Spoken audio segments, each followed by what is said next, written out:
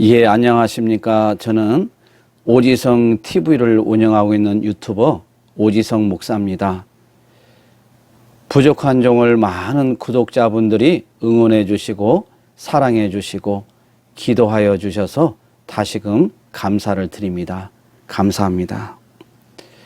저는 요즘 몸이 아파서 월요일부터 오늘까지 제가 좀 쉬었습니다. 몸이 좀 일을 하다 보니까 몸이 좀 아픕니다. 그래서 좀 몸살이 난 것 같습니다. 그래서 오늘 이제 또 3일 만에 첫 또 방송을 시작합니다. 여러분 계속해서 부족한 종을 위해서 기도해 주시기 바랍니다. 아직까지 구독하여 주시지 않으신 분은 구독을 하여 주시면 진심으로 감사드리겠습니다. 오늘 이 시간에는 교리 강좌 11번째로 성경에 요긴한 교훈 첫 번째 방송을 시작하겠습니다. 이번 방송을 통해서 하나님의 말씀인 성경에 요긴한 교훈이 무엇인지를 정확히 알아서 바른 성경관위의 종교다원주의와 자유주의 신학을 배격하고 바른 신관을 가지고 하나님을 영화롭게 해드리시기를 주님의 이름으로 축원을 드립니다. 성경에 요긴한 교훈이라는 것을 가지고 강의를 시작하기 전에 먼저 제가 성경에 요긴한 교훈이라는 제목으로 시를 한번 지어봤습니다. 한번 들어보시기 바랍니다. 제목, 성경에 요긴한 교훈. 성경 66권은 하나님의 영광과 인간의 구원, 신앙과 생활에 필요한 모든 것에 관하여 하나님이 가지고 계시는 모든 계획이 분명히 기록되어 있다. 그러므로 성경에다 어떤 깨달음, 체험, 환상 혹은 인간의 전통에 의해서든지 아무것도 어느 때를 막론하고 더 첨가하거나 뺄 수가 없다. 성경은 분명하게 명료하게 구원을 얻기 위해서 알아야 할 것과 믿어야 할 것을 정확하고 분명하게 제시되어 있고 밝혀져 있기에 유식한 사람뿐만 아니라 무식한 사람일지라도 충분히 이해할 수 있다. 사실이 이렇다 하여 성경에는 깊거나 오묘한 것이 전혀 없는 뜻은 결코 아님을 명심해야 한다. 모든 종교적 분쟁이나 교회의 분쟁이나 성도 간의 분쟁을 해결할 최고의 재판관은 오직 성경에서 말씀하시는 성령 외에는 없다. 이러한 사실을 명심하고 하나님의 백성들은 모든 분쟁을 하나님의 말씀인 성경에 순복하고 분쟁은 종식되어야 한다. 성경에 요긴한 교훈에 대해서 이제 강의를 본격적으로 시작하겠습니다. 신구약을 통하여 성경의 줄기찬 주제는 예수 그리스도는 창조주이시며 지혜와 명철이시고 또한 그를 얻는 자는 생명을 얻고 장수할 것이며 그의 날들은 더욱 풍성한 삶이 보장되는 땅에서 살게 될 것이라는 것입니다. 성경에 대한 예화 하나를 소개해 드리겠습니다. 도모닥과 시모지는 사형수였습니다. 그는 북해도 탄광에서 일을 했습니다.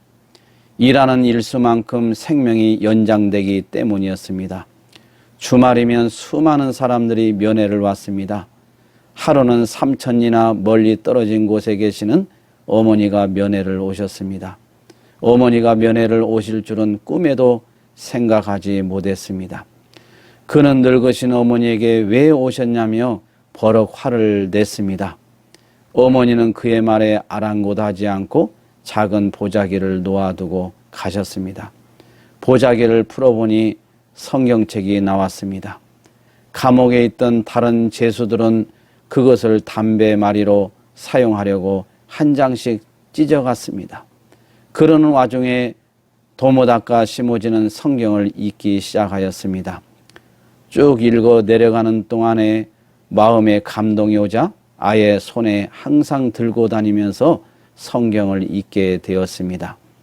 어느 날 그는 탄광에서 잠시 쉬는 시간에 소란스러운 동료들을 피해 성경책을 읽으러 밖으로 나갔습니다.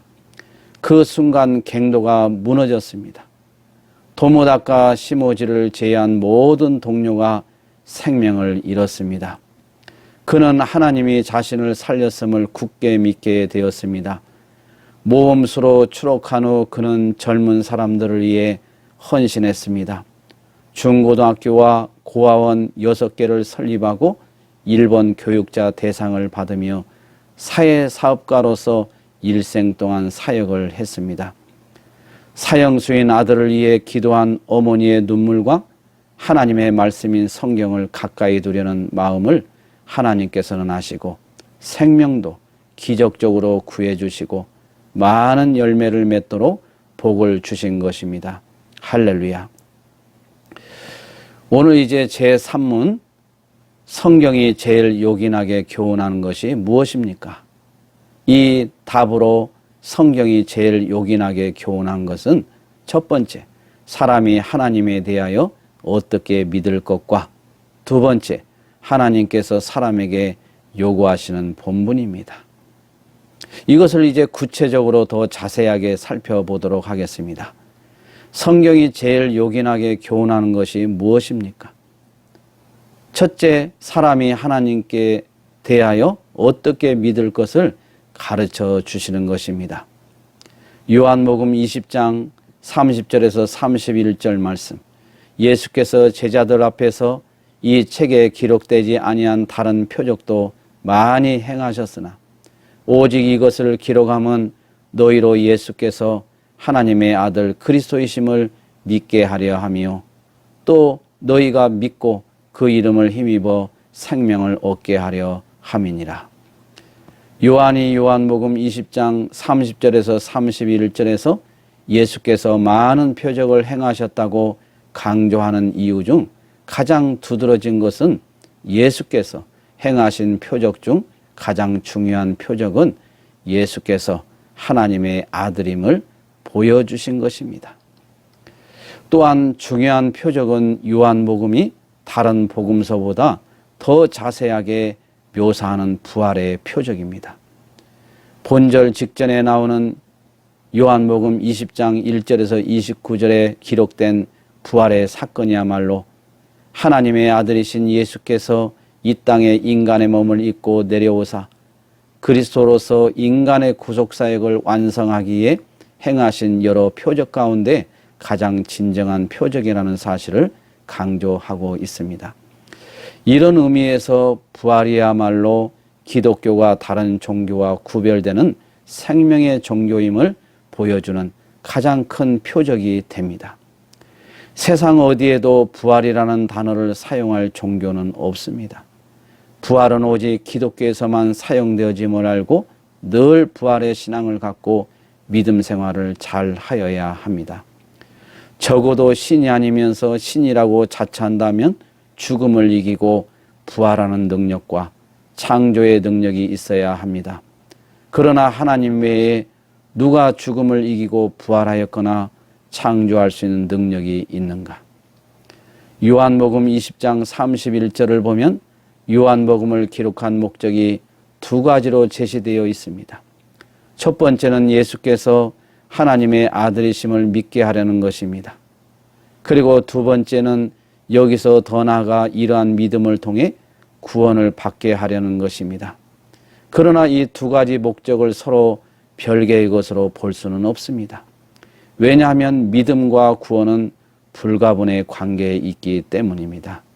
따라서 요한이 요한복음을 기록한 최종적 목적은 믿음을 통한 구원이라고 할 수 있습니다. 성경이 제일 요긴하게 교훈하는 것이 무엇입니까? 하나님께서 사람에게 요구하시는 본분입니다. 미가서 6장 8절 말씀을 보면 사람아 주께서 선한 것이 무엇임을 내게 보이셨나니 여호와께서 내게 구하시는 것이 오직 공의를 행하며 인자를 사랑하며 겸손히 내 하나님과 함께 행하는 것이 아니냐. 하나님께서 당신의 백성들에게 요구하시는 제사는 어떤 종류의 형식적인 제사가 아니고 의무가 수반되는 세 가지의 성취를 의미합니다. 그렇다면 그 요구하시는 세 가지가 과연 무엇인가? 첫째, 하나님께서 요구하시는 것은 선한 것입니다. 여호와께서 원하시는 것은 선한 것이지 결코 미가서 6장 6절에서 7절에서 제시되는 이인신 제사와 같은 반인륜적 제물이나 부정부패나 불의한 방법을 통해 얻은 사치스러운 제물이 아닙니다. 하나님께서는 자신의 백성들에게 원하시는 선한 것은 하나님을 향하여 갖는 사랑이며 형식적이고 종교적 율법 준수가 아닌 삶에서 드러나는 인격적 변화가 따르는 행동임을 제시하고 있습니다.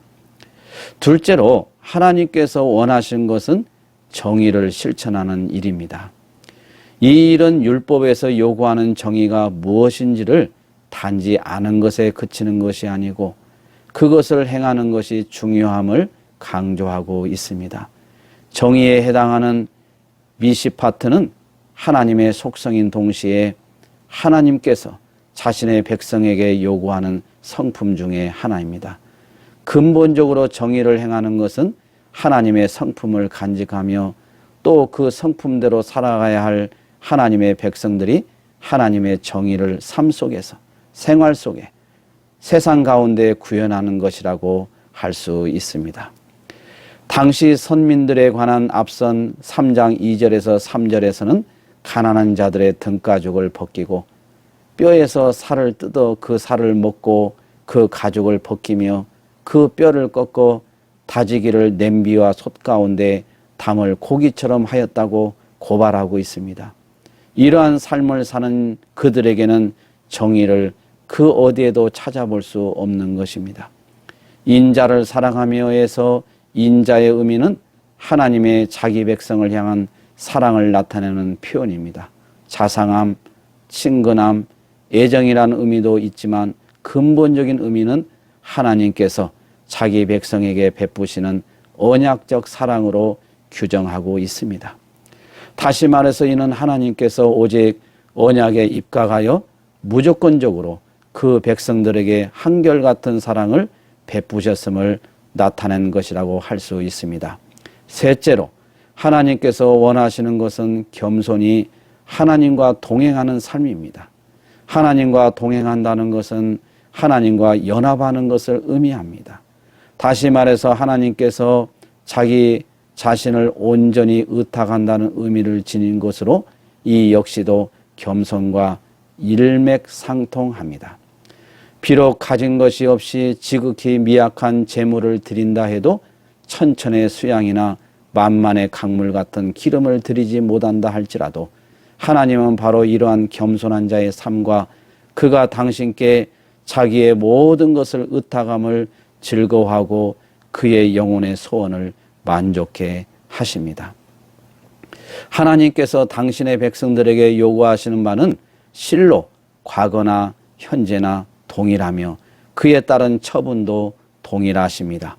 바른 지식에 근거한 믿음, 바른 지식에 근거한 헌신과 봉헌이 아니라면 그 모든 것이 허망할 뿐인 것입니다. 하나님이 인간에게 요구하시는 본분에 대하여 우리가 이해할 것은 어떤 것이 하나님의 원하시는 바이며 어떤 것을 행하여야 하는가입니다. 우리는 피조물이요 백성이요 자녀이기 때문에 행해야 할 의무만 있습니다. 죄악된 인간들은 자유의지를 들어 하나님께 마치 어떤 권한이나 당당하게 요구할 자격이 있는 것처럼 따지기를 즐겨합니다. 또한 하나님에 대하여 이해나 납득을 요구하고 있습니다. 그러나 하나님 앞에 죄악된 인간은 오직 하나님의 처분대로 살아가는 것이지 어떤 불평도 요구도 할 수 없습니다. 성경이 제일 요긴하게 택자에게 교훈하는 것은 사람이 하나님에 대하여 어떻게 믿을 것을 가르쳐 주시는 것과 하나님께서 사람에게 요구하시는 본분입니다. 하나님께서 어떻게 믿을 것과 우리에게 요구하시는 본분을 만약 가르쳐 주지 않고 각자 알아서 믿도록 내버려 두었다면 어떻게 되었을까요?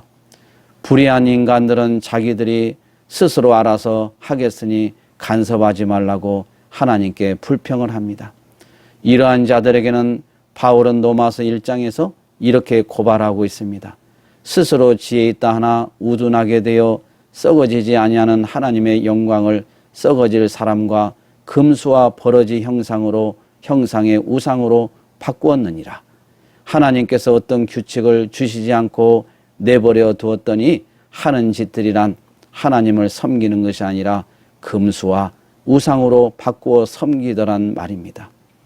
이러면서도 마치 하나님을 섬기는 것으로 착각하고 열심을 내는 것이 바로 인간들입니다. 오늘은 여기까지 강의를 하고 마치도록 하겠습니다. 다음 시간에 성경에 요긴한 교훈 마지막 부분을 살펴보도록 하겠습니다. 지금까지 시청해 주신 모든 분들께 감사를 드립니다. 코로나19로 다들 많이 힘드시죠? 낭망하지 말고 하나님께 더욱 매달려 기도합시다. 반드시 하나님께서 당신의 백성들을 긍휼로 여겨 주실 것입니다. 아직까지 오이성 TV를 구독하지 않으신 분은 구독 버튼을 눌러주셔서 저에게 힘을 실어주시기 바랍니다. 많은 목사들이 복음보다 자신이 추구하는 이념을 위에 두고 있습니다. 하나님의 말씀과 자신의 이념이 충돌하면 최종 결정은 자신이 추구하는 이념을 선택합니다. 이런 목사들과 종교다운주의 배교를 멈추지 않는 목사들은 정말 회개해야 합니다. 그리고 예배에 목숨 걸지 않는 목사와 성도들도 회개해야 합니다. 이상 오이성 TV를 운영하고 있는 유튜버 오지성 목사였습니다. 지금까지 시청해 주신 모든 분들께 다시금 감사를 드립니다. 감사합니다.